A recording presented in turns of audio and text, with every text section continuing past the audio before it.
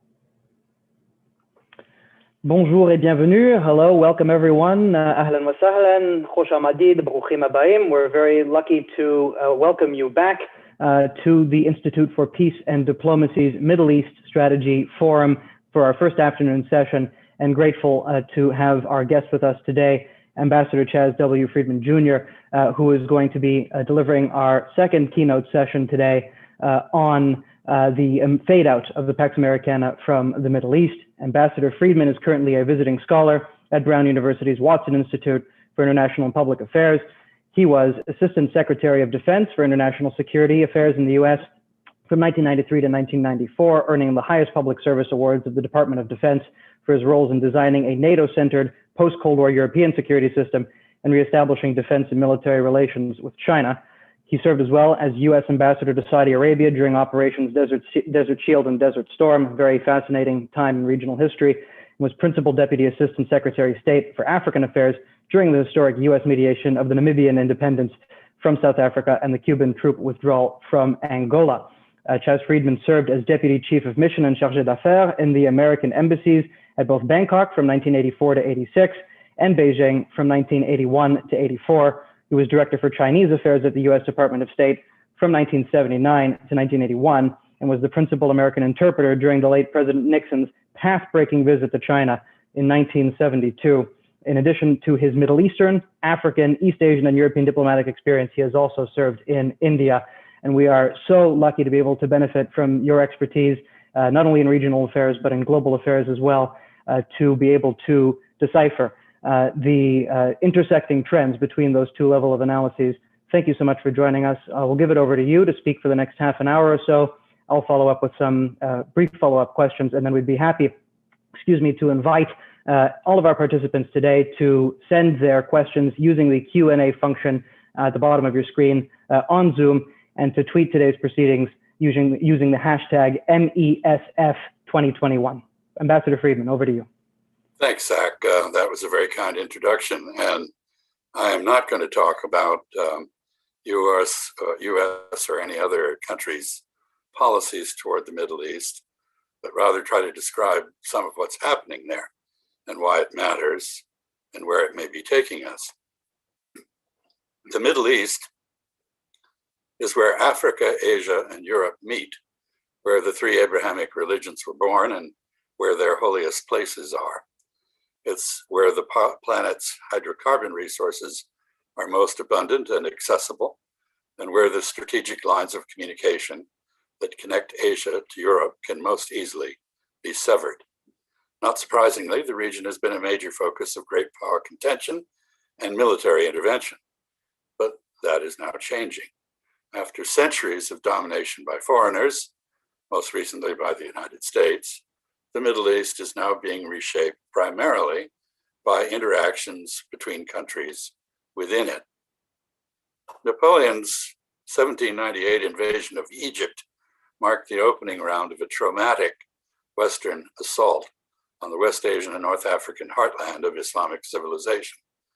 As is the case with other proud cultures brought low by European imperialism like China and India, Much of the Middle East political dynamics are now driven by nationalist reactions to the indignities of a humiliating encounter with the West. But while China and India, like Japan before them, are recovering their self-confidence, the Middle East has yet to find a cure for its post-colonial hangover. There's broad agreement in the region that such a cure lies in some sort of revamp of Islamic traditions and patterns of governance. But Islam is as schismatic as Judaism and Christianity, and there's no consensus about what Islamic governance should be. Are the values and policies of Muslim societies to be defined and enforced by the consultative practices of shura, by a virtuous emir acting in concert with an ulama, or by a religious scholar acting under wilayat al-faqih?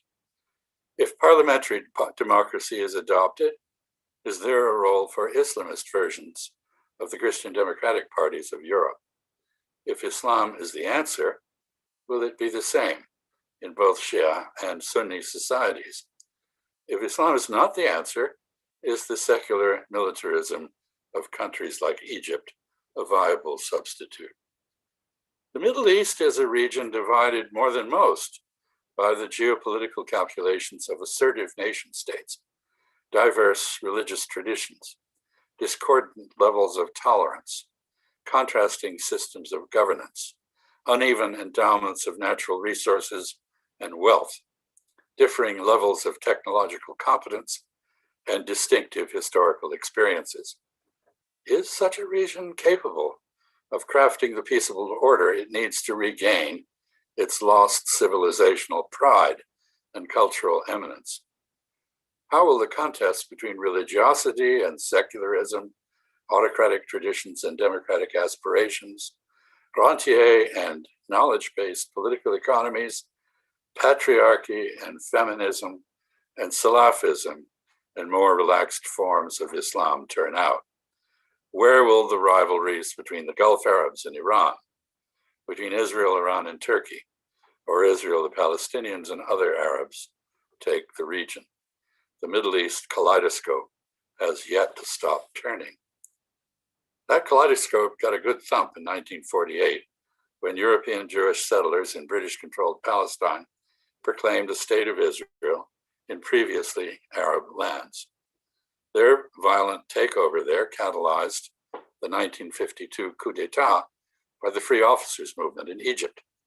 The Egyptian putsch was the first of a series of revolutionary overthrows of oligarchic, Western-aligned Arab regimes by military officers backed by radicalized members of the lower middle classes.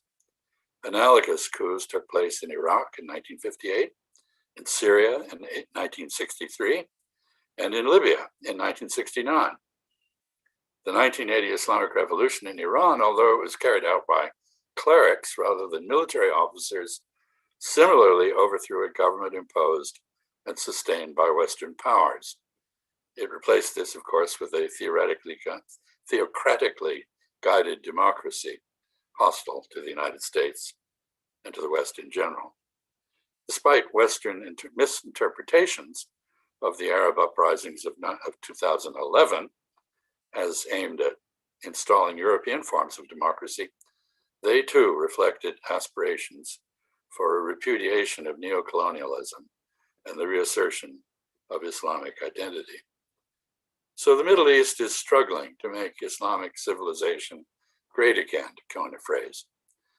The Muslim peoples of the region have not yet found the way forward, but it's folly to assume they will not. The New World disorder has largely freed the Middle East from the ideological intrusions and military interventions of great powers. Key actors in the region, Egypt, Israel, Saudi Arabia, Turkey, and the United Arab Emirates, or UAE, are increasingly distant from their former great power patrons, whose interests and values no longer accord with theirs. And they are diversifying their international relationships to hedge against and take advantage of shifts in the global balances of economic, political, and military power. Meanwhile, Europe, once the homeland of predatory imperial powers, now lacks ambitions beyond its borders. Phenomena like Brexit suggest that far from uniting to project power, Europe will remain sidelined by preoccupation with its internal contradictions. Russia and Turkey have abandoned centuries of effort to adopt European identities. Turkey is reclaiming connections to the Middle East it repudiated more than a century ago. Russia has resumed an independent and, I would say, singularly adroit diplomatic role in the region. Saudi Arabia has joined Israel and the UAE in opposing any US or other rapprochement with Iran. Together, the Israeli-Saudi Emirati triumvirate seeks to sabotage the Biden administration's efforts to resurrect the 2015 multinational agreement that constrained Iran's nuclear program until the Trump administration abandoned it and abrogated it. The rise of China and the resurgence of Russia have coincided with socioeconomic decay in a politically paralyzed, fiscally weakened, but more assertively nationalist America. The United States has responded to the unmistakable decline in its power and appeal by proclaiming a dedication to so-called great power rivalry and acting on this premise by adopting confrontational policies toward both China and Russia. Military tensions between the United States and China have risen to levels last seen in the 1950s, while those with Russia are greater than at any time since the early 1980s. But the focus of the new great power rivalry is notably not the Middle East, but elsewhere, in Ukraine and the Taiwan Strait. This shift in focus, particularly that to Asia, has lessened American attention to the Middle East. So has aversion to greater involvement in the region, born of failed interventions in Afghanistan, Iraq, Libya, Somalia, and Syria. But there are objective reasons as well. Persian Gulf energy supplies remain essential to global prosperity, but the American economy no longer directly depends on them. Fracking has made the United States the de facto swing producer in the global oil and gas market. Americans now show little interest in any prosperity other than their own. As a result, few abroad still see the United States as a reliable guarantor of global access to Middle Eastern energy supplies or a dependable guarantor of the region's political stability.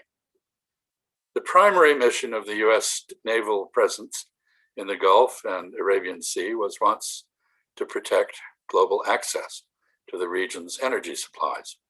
Now it is to target Iran. The failure of American military intervention in Afghanistan to overpower Islamist resistance and the catastrophic results of US intervention in Iraq have devalued military protection from the United States for the countries of the region. The Biden administration's decision to call it a day in Afghanistan is taken as confirmation of an ongoing American retreat. The fate of the late Egyptian strongman Hosni Mubarak and the inability of the United States to protect the Sunni rulers of Shiite majority Bahrain had earlier convinced rulers who once saw the United States as the ultimate guarantor of their hold-on power that they could no longer depend on Washington to back them. In response, they began to dilute their reliance on America and have set about forging new political, economic, and military relationships with other great powers, including China, the disunited states of Europe, India, Russia, and Turkey. The United States is the only external power capable of projecting decisive military power to the Middle East. Nevertheless, the main security partners of the United States in the Middle East have ceased to follow the US lead on a widening list of issues. Iran, of course, has no relations with the United States other than antagonism. Many Americans are outraged by highly visible violations of human rights by both Israel and Saudi Arabia. Relations with Egypt are troubled by similar issues. The United States and Turkey are geopolitically estranged. As Washington steps back from the Middle East mentally, politically, economically, and Militarily, the countries of the region are belatedly stepping forward to settle their disputes on their own, including trying to set aside confrontations that American policies had long enabled them to dismiss as intractable. As American backing recedes, they recognize they must take political risks to protect their interests, and they're increasingly doing so without coordinating with the United States or any other great power outside their region. So we're seeing a significant reconfiguration of relationships in the region. The so-called Abraham Accords are one example. These were touted by the Trump administration as a demonstration of American diplomatic clout, but were facilitated by the perceived ebb of US power and influence. Rather than affirming a role for the United States as middleman between Arab states and Israel, they dispensed with it. Then there is the example of Saudi Arabia's reconciliation with Qatar, with the UAE trailing behind. Egypt may finally be awakening from the diplomatic coma its internal convulsions threw it into over the past decade. Cairo now seems to be trying to forge ties with Iraq to provide it with an alternative to dependence on Iran. Iraq, for its part, is involved in brokering talks between Iran and Saudi Arabia. Jordan is looking to Egypt, Iraq, and Saudi Arabia for support against an Israel no longer held in check by the United States. Turkey now has military presences in Qatar, flanking Saudi Arabia, and in Sudan, flanking Egypt as well as the kingdom. There's a lot going on in the Middle East. Countries in the region take the long anticipated US withdrawal from Afghanistan as confirmation that they need to wean themselves from reliance on the United States or other great powers, external great powers, for their security.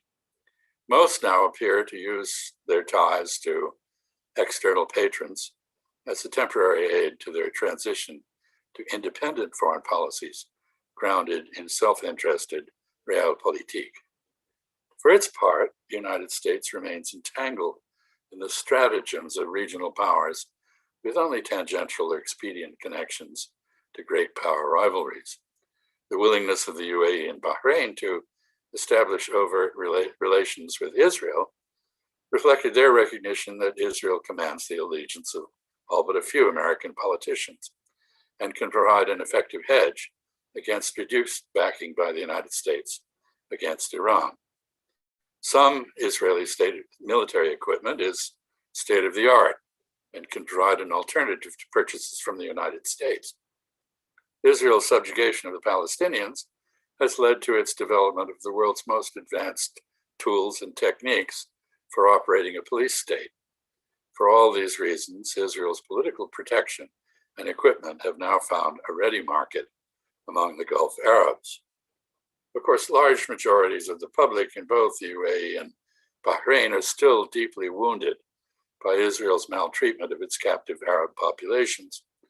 But both governments, that and those in the UAE and Bahrain, saw the potential benefits of securing support from the US-Israel lobby and judged these benefits to outweigh the domestic political risks of dealing openly with the Zionist state.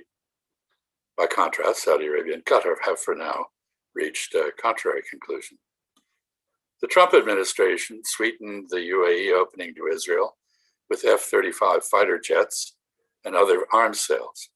It paid Morocco for more visible ties to Israel by breaking with the international community and unilaterally recognizing Moroccan sovereignty in the disputed Western Sahara. It purchased Sudanese diplomatic recognition of Israel with a combination of sanctions relief and development aid. The Arab states who agreed to détente with Israel did so cynically in response to momentary rather than long-lasting political concerns.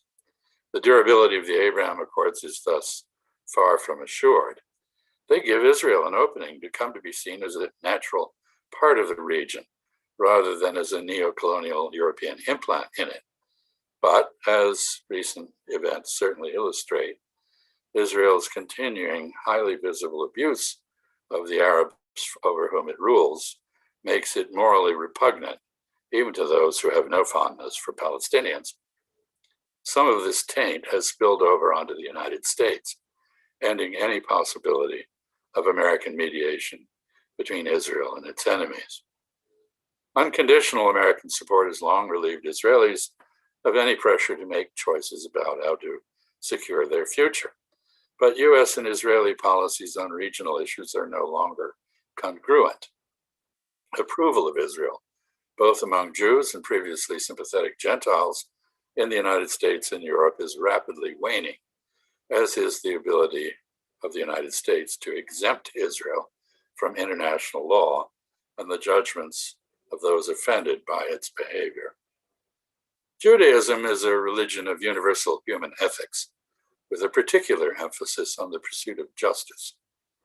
In the view of an increasing number of American and European Jews, Zionism has become Judaism's nationalist negation, an overtly racist ideology whose unconscionable injustices offend rather than affirm the values of Jewish tradition.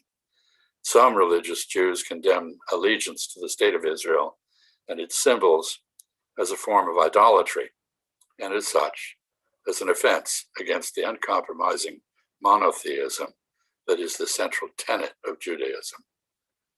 Zionism has now succeeded in making a two-state solution impossible. Under it, Israel rules over four categories of subjects: Jewish citizens who are full participants in Israel's fractious democracy, Arab citizens who are politically marginalized and discriminated against, Arabs whom Israeli policies have made stateless and disenfranchised and who live under the tyranny of democratically directed military occupation, and the inhabitants of Gaza, mostly refugees from the rest of Palestine, whom Israel besieges and subjects to brutal military campaigns intended to terrorize and cull opponents. This Israeli system is often now compared to apartheid. It is in many ways crueler. Like apartheid, it is gradually generating an internationally supported struggle for the human and civil rights of those it suppresses. In this connection, it's not irrelevant that people of color are finally beginning to play a role in American politics, commensurate with their numbers and turnout at the polls. They know racism when they see it, and what they see in Israel is an endless series of appalling examples of it. Today's Israel can no longer claim to share the values or moral aspirations of Americans or Europeans. If Israel does not return to Western norms, it will, in time, find itself as estranged from the West as it already is from most of the rest of the world.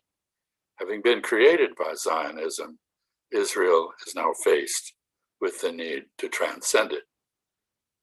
Perhaps, as has been the case in some Arab states, growing uncertainty about continuing American backing will encourage Israel to recognize that its long-term survival depends on taking risks for peace. Anyone who cares about the future of Israel should hope so. In the meantime, few countries seem inclined to follow the example of the United States in rewarding Israeli diplomatic deceit, intransigence, and militarism by moving their embassies to Jerusalem, recognizing Israeli territorial annexations that have long been judged to violate international law, or continuing to turn a blind eye to either Palestinian suffering or Israel's violations of its neighbors' sovereignty. Saudi Arabia faces even greater challenges than Israel. After the 1980 Islamic Revolution in Iran, US-Saudi relations became as central to the US role in the Middle East as those with Israel. But the 21st century has taken a huge toll on Saudi Arabia's relationships with both the United States and Saudi Arabia's neighbors. The basic bargain on which Saudi-American relations were built was the Saudi offer of preferential access to oil in return for protection of the kingdom's security. This contract has now been overtaken by events and changes in attitude on both sides. The once mutually supportive US-Saudi relationship has been reduced to transactionalism.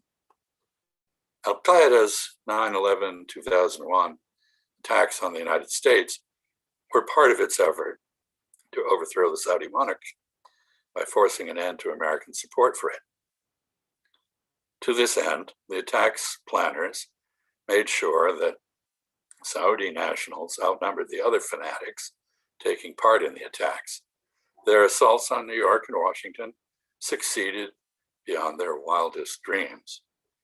9/11 entrenched Islamophobia in American politics and produced an unendingly counterproductive global war on terrorism that has added immeasurably to the ranks of anti-American Muslim terrorists with global reach.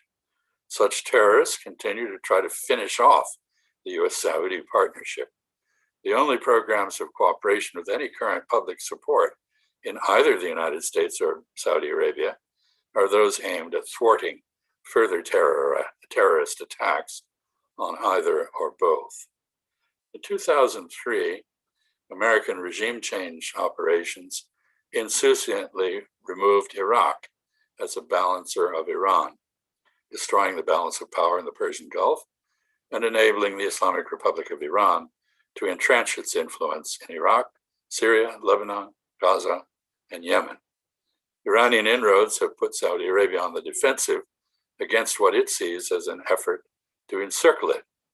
When Iranian encouraged unrest broke out in Bahrain, Saudi and other Gulf Cooperation Council, GCC, forces felt they had no alternative but to garrison it, and they're still there.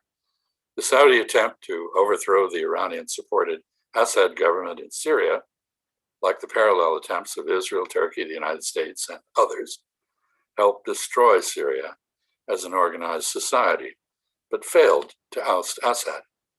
The main result to date of the futile but devastating Saudi war on Iranian-backed insurgents in Yemen has been to further tarnish the kingdom's international reputation. The Emirati and Saudi effort to force Qatar to align with them against Iran weakened the GCC without altering Qatar's warily cooperative relationship with Iran. Saudi efforts to counter Iran in Lebanon and Iraq have so far come to naught. Saudi officials acting on behalf of Crown Prince Mohammed bin Salman, or MBS, carried out the despicable murder of Jamal Khashoggi in Istanbul, making MBS persona non grata in America and the rest of the West. Saudi Arabia now looks to China, India, and Russia to offset declining American support as it engages in self-strengthening. The irony is that the very ruthlessness that got MBS and the kingdom into trouble abroad has enabled long overdue reforms at home. These reforms have made MBS popular among Saudi youth. Many of them have rightly earned Western applause. The freedoms of the kingdom's women have rapidly expanded, though admittedly less speedily than feminism has consolidated its dominance of contemporary Western norms. Music and movies, musical performances are no longer banned. The more recalcitrant elements of the Saudi religious establishment have been silenced, facilitating still further reform and opening, as well as increased efforts to combat political Islam. The economy is being restructured to expand Saudi employment and industry. Relatively low-yielding state-owned assets are being privatized. Saudi Aramco's value is being leveraged to promote the further modernization of the kingdom. The long-heralded transition to a knowledge rather than oil-based economy is now finally underway. At the same time, Saudi Arabia is responding to its foreign policy setbacks by striking out on its own. Some of its initiatives coincide with American and Israeli policies, but others don't. The kingdom has begun a barely concealed dialogue with both Israel and Iran. It now appears to be seeking rapprochement with Assad and renewed cooperation with Syria to balance Iranian influence in Lebanon. And while Saudi Arabia remains opposed to the Muslim Brotherhood and at odds with Turkey on the desirability of democratic Islamism, there too it appears to be seeking a measure of détente. With belated diplomatic support from the United States, Saudi Arabia is trying to extricate itself from its failed intervention in Yemen, but its withdrawal from that war is hostage to the Houthi determination to see the kingdom humiliated. Saudi Arabia has undeniably lost its centrality in U.S. Persian Gulf policy, and it has in many ways been replaced in that role by the United Arab Emirates. The UAE has an openness and dynamism that the kingdom still cannot match. It is a notably pious but remarkably tolerant Muslim society whose federal structure institutionalizes social and economic diversity. The UAE has overtaken Saudi Arabia as the largest US export market in West Asia and North Africa. Emirati forces embody the Arab warrior spirit. This has made them a preferred companion to US troops on the battlefield and consequential autonomous actors in places as far away from the Emirates as Libya. Meanwhile, Abu Dhabi's pragmatic step back from the wars in Syria and Yemen and its willingness to reveal its longstanding clandestine ties to Israel have earned it a reputation for the astute, independent management of its foreign affairs. Although it's grown closer to the United States, the UAE's relations with China, India, and Russia have also improved.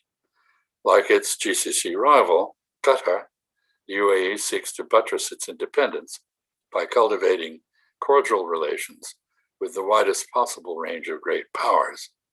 Unlike Qatar, however, it does not seek to position itself diplomatically between Saudi Arabia and Iran. Israel, Saudi Arabia, and the UAE came together over concerns about Iran, but their anxieties are not the same. Israel fears losing its regional nuclear weapons monopoly. Saudi Arabia feels threatened by Iran's political paramountcy in Syria, Lebanon, and Iraq, its encouragement of Shiite agitation for power in Bahrain, and its support of the Houthi challenge to Saudi dominance of Yemen. The UAE shares some Saudi concerns, but also disputes Iranian possession of islands that sit astride the strategic passage from the Persian Gulf to the Arabian Sea, Abu Musa, Greater Tomb, and Lesser Tomb. Arab apprehensions about Iran derive as much from history as from developments since the 1980 Islamic Revolution. A succession of Persian empires has from time to time dominated the Arab side as well as the Iranian side of the Gulf. Iran, of course, is Shiite and hence labeled as heterodox, as well as non-Arab. The countries of the region have no fond memories of the Shah as America's anointed regional gendarme, or of Israel's collaboration with Iran against Arab interests during the Cold War. The GCC was formed to counter the export of both Shiism and a theocratically guided democracy that followed the Shah's overthrow. The end of the Cold War eliminated strategic opposition to the Soviet Union as a justification for US-Israel as well as US-Saudi cooperation. Saddam Hussein's Iraq was a credible enemy of Israel, but Iraq's attempted annexation of Kuwait led to its devastation by US and Saudi-led coalitions in 1991 as the Cold War ended. In this unique context, the newly belligerent Islamic Republic was a handy cure for Israel's enemy deprivation syndrome. Shared hostility to Iran had the added advantage of providing a plausible rationale for continued American strategic support of Israel. For its part, Iran saw the US-dominated order in the Middle East, including America's unwavering support for an aggressive Israel, as anti-Muslim and unjust. Iran resents the past interventions of the United States in its politics. It finds the Palestinian cause both a compelling and useful means of making common cause with Israel's and America's enemies. Pride in Iranian culture and resentment of victimization by a succession of great powers motivate fierce Iranian resistance to foreign dictation, domination, or apparent challenges to national identity. Iran is a very prickly antagonist. Given respect, however, Iran has a millennial tradition of prudent statecraft on which to draw. American policies of maximum pressure and minimal respect have left no opening for non-military solutions to security problems. Iran has shown remarkable forbearance in the face of frequent Israeli and American threats to bomb it, the assassination of its senior officials, and blatant foreign support for the regime change aspirations of the Mujahideen Khalq, an Iranian fascist movement. Bellicose challenges to the Iranian Revolution would seem amply to justify its development of a nuclear deterrent. Iran does have a nuclear program, which it inherited from the Shah, but the Islamic Republic has repeatedly condemned nuclear and other weapons of mass destruction as immoral. And so far, there's no proof that it's following Israel in clandestinely building such a deterrent. Iran has aggressively expanded its regional influence by filling the political vacuums created by botched American efforts at regime change in Iraq and Syria. The US expansion of the global war on terrorism to nearly every corner of the Muslim world has also benefited Iran, though not as much as it has Sunni extremists. Iran's clients have come to include the government in Syria, militias in Iraq, Lebanon, and Yemen, sympathizers in Bahrain, and the beleaguered Sunni Islamist Democrats of Hamas in Gaza. Iranian inroads menace Israel and challenge its Sunni Arab neighbors. But like other regional actors, Iran is no longer focused so much on great power rivalries for hegemony in the Middle East as it is on interactions with other states and peoples in its own region, including its traditional rival, Turkey. During the uniquely bipolar world order of the Cold War, it was possible to analyze the Middle East in terms of the alignment of its constituent states with one another, with one or the other superpower. You could pretty much predict how they would behave depending on that alignment. No analytical construct this overarching or simple now works. Every nation in the region is transparently out for itself rather than an external patron. This has provided an opening for Moscow to play a renewed role in the region, this time as a skilled diplomatic convener and facilitator of regional efforts to lower tensions and resolve disputes. Beijing has begun to offer its services as a conciliator, though so far without notable results.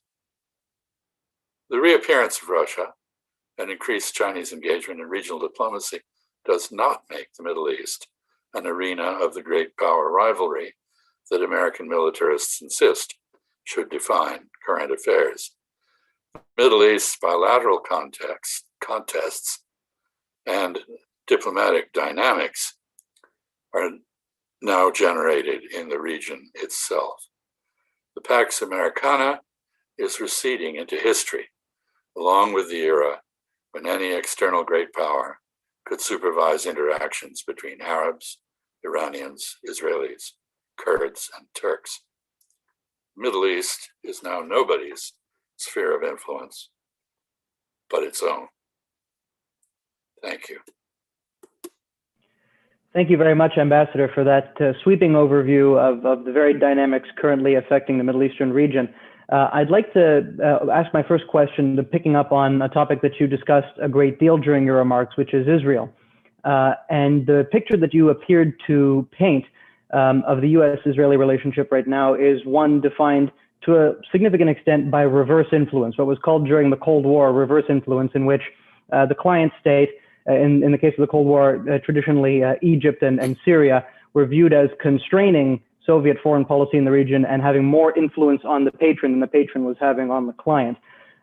Yet there's a counter argument to be had that's often heard from the other side of this debate, which is that Israel is only capable of taking certain steps towards peace and towards enhancing the stability of its own region if it is given or provided the security guarantees that will make it feel secure enough to make or take these big risks. In effect, any sort of withdrawal, if you will, from occupied territory would need to be seen unambiguously to be making Israel more secure and stronger rather than less secure and weaker.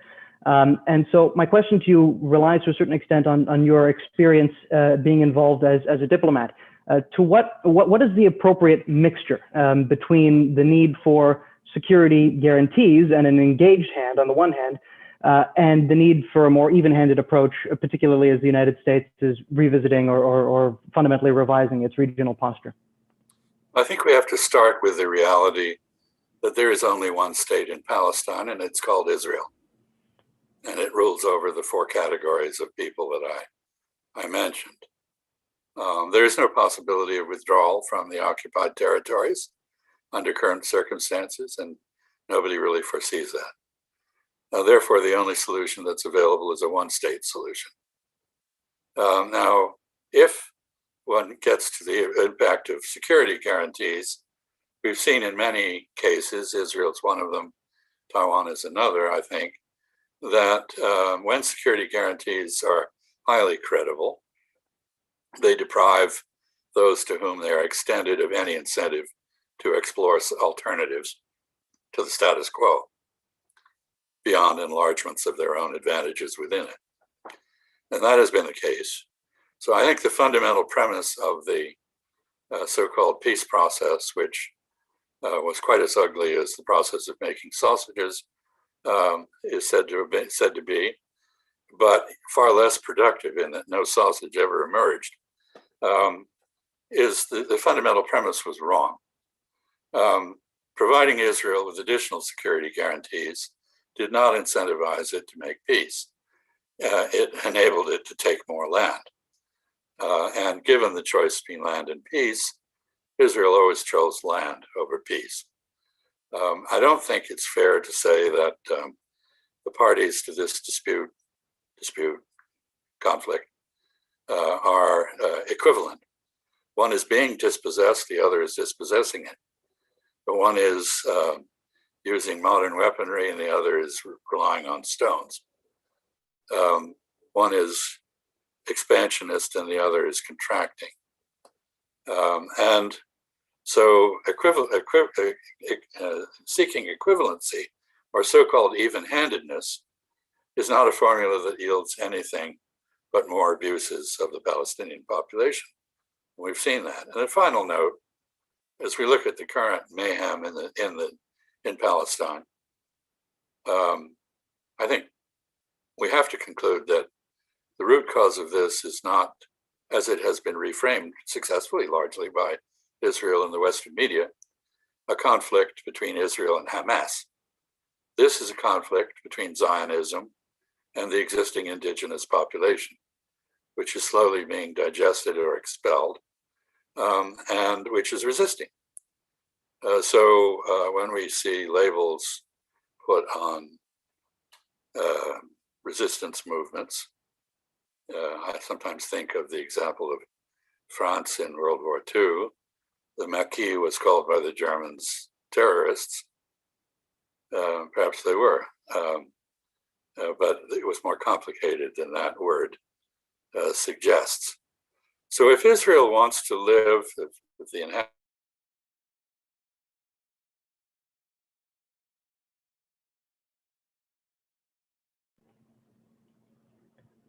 I'm sorry, have we lost Ambassador Freeman there?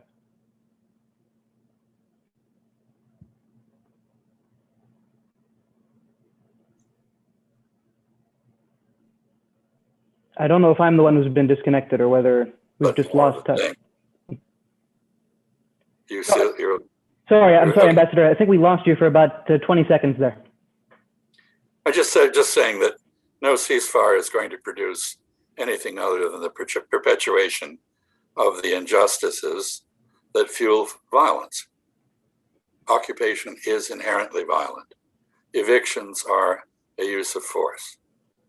Ethnic cleansing is violent.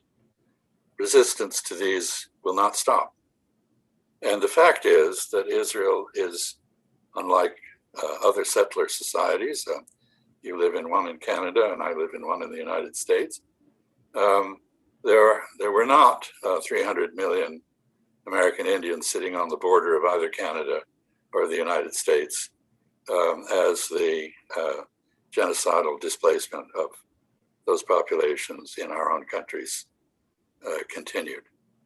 So I think in its own interest, Israel needs to fundamentally rethink the premises of Zionism. This is not a land without people for a people without land, as it was originally framed.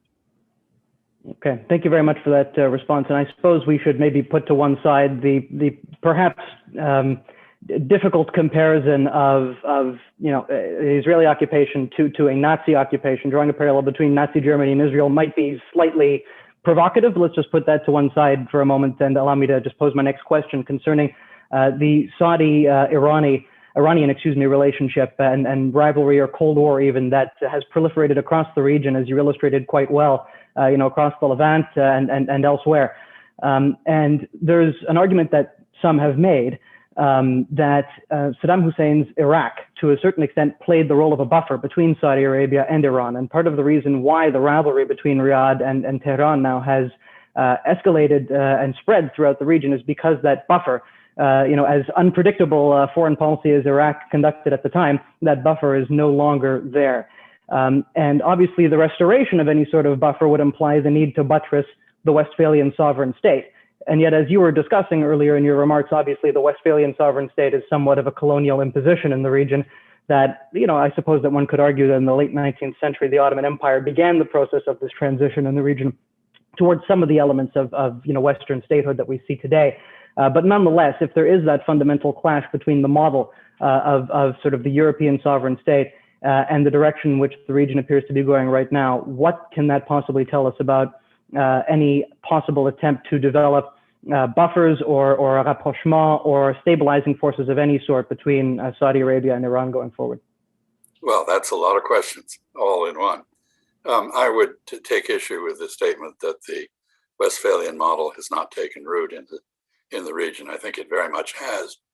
And we saw that earlier during the Arab uprisings, which many of us, myself included, suspected would lead to the unraveling of the Sykes-Picot cartography. It did not. And it turned out that these states are states with a great deal of durability. Even Syria, despite the efforts of everyone to dismember it, has been able to retain a sense of its own territorial integrity and devotion to its own sovereignty. So I don't really see that. In fact, I think one of Europe's most durable and successful exports is the Westphalian concept. It's alive and well, certainly in countries like China.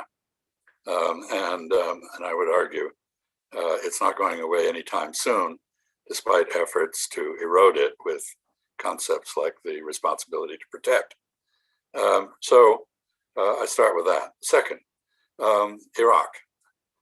During the period before the end of the Cold War, when Soviet constraint on Iraq and other clients was ended, allowing them to make their own mistakes, Saddam Hussein made such a mistake by trying to basically rob the bank in Kuwait. He was broke. Of course, the Iran-Iraq War, the 8 years of it, had shown that Iraq could count on the financial support of the GCC countries. Saudi Arabia gave Iraq $29 billion, Kuwait about $13 billion, and so forth. And others were almost equally generous. Why? Because this was sustaining a balance of power in the Gulf.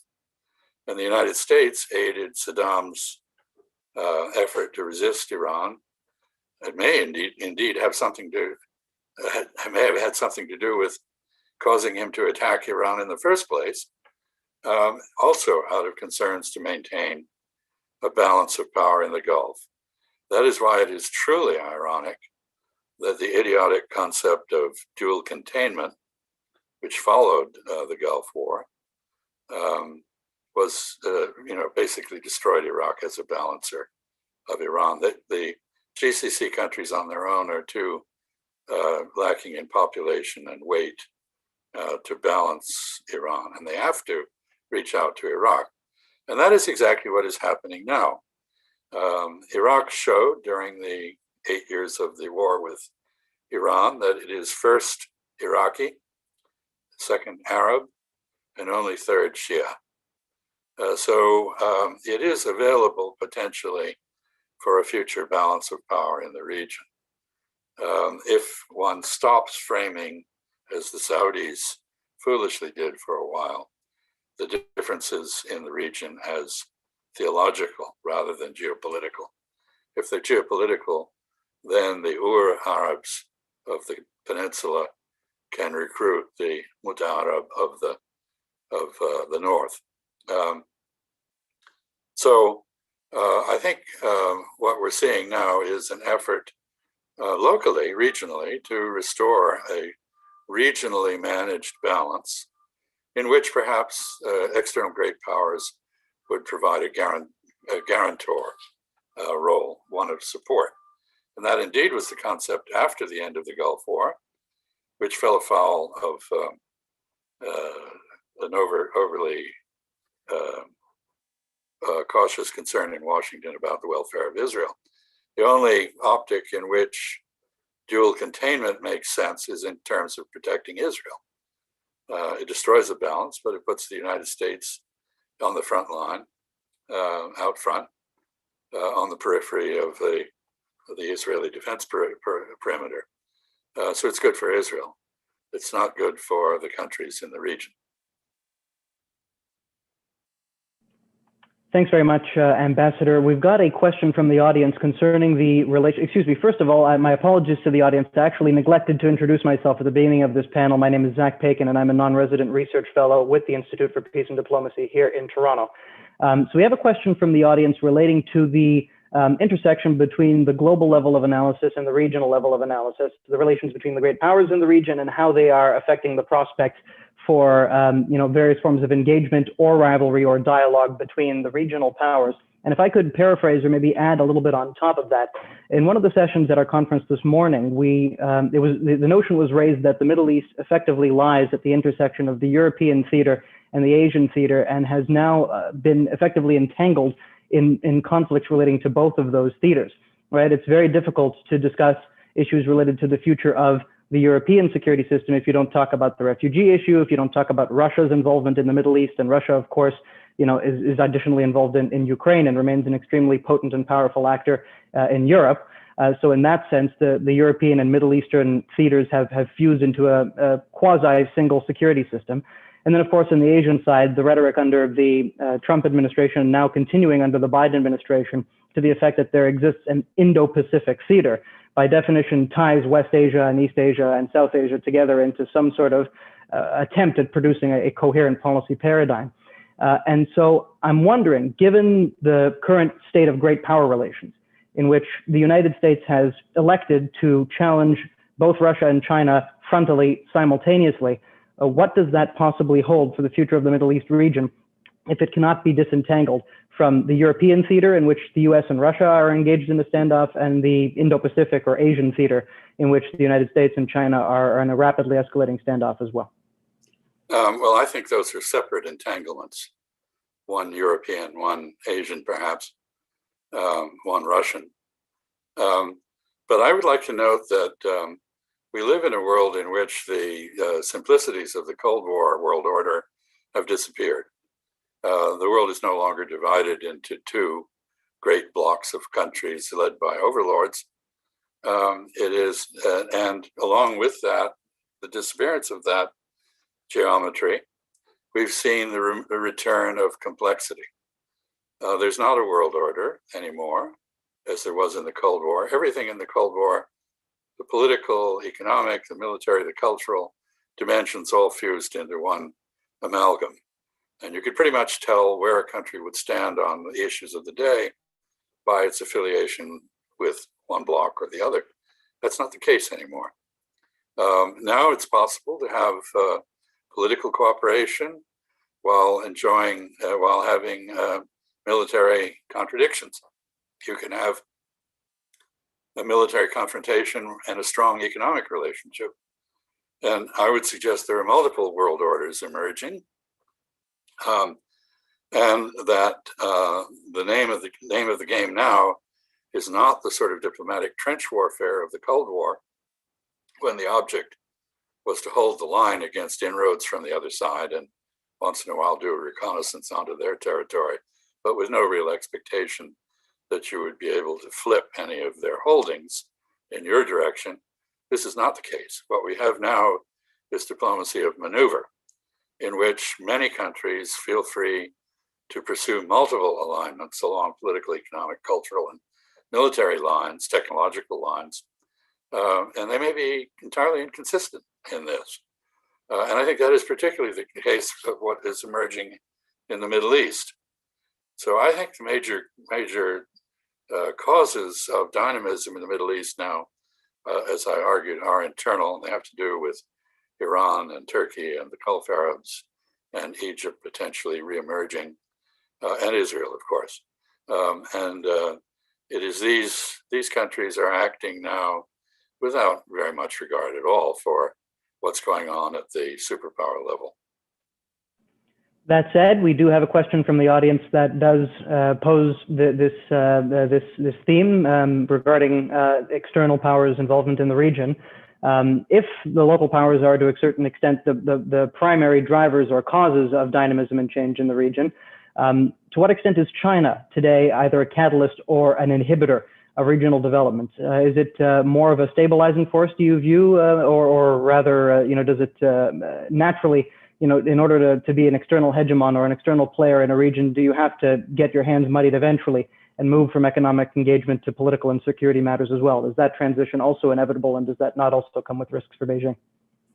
Well, the Chinese policies toward the region have historically been and continue to be extraordinarily cautious, and trying to avoid entanglement in the quarrels of the countries in the region and maintain balance. So China has a very strong relationship with Israel, even though it supports the Palestinian cause.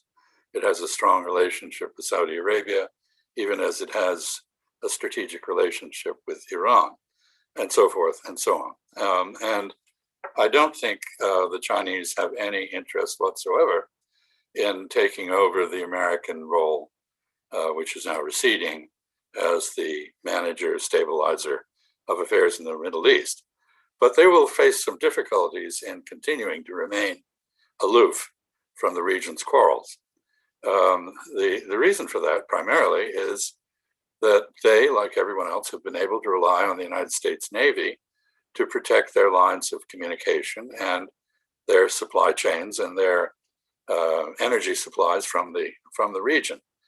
But the U.S. showed earlier, a year ago, when Iran took a tanker or two in the Strait of Hormuz, that it was not prepared to react in the way it had in the past. Instead of taking action on behalf of the international community, as the United States once would have, it made a rather feeble and feckless effort to organize a coalition, which, among other major power components, everyone is cooperating on some level, but there's no coordination and no one's in charge. So what is happening is that, far from being able to rely on the United States Navy to protect its supply lines, China now fears the United States Navy might try to interdict those, which is not impossible, since the US Navy spends a lot of time trying to figure out how to do that. This means that the Chinese, like other great powers or oil importers, are eventually going to have to deploy their own military forces to the region. We already see the Japanese Navy in the Strait of Hormuz. We see various European navies, France in particular, establishing footholds nearby in the UAE. We see a Chinese supply base in Djibouti, and possible development of Gwadar in Pakistan as another point of departure for efforts to preserve freedom of navigation through the Strait of Hormuz. So while the Chinese depend primarily on diplomatic means to do that, they're not fools, and they know that in the end, they're probably going to have a military presence. The question then becomes, will the United States welcome and cooperate with that presence? will it share the burden in the interest of global prosperity? Or will it resist the presence? And at the moment, that's an open question.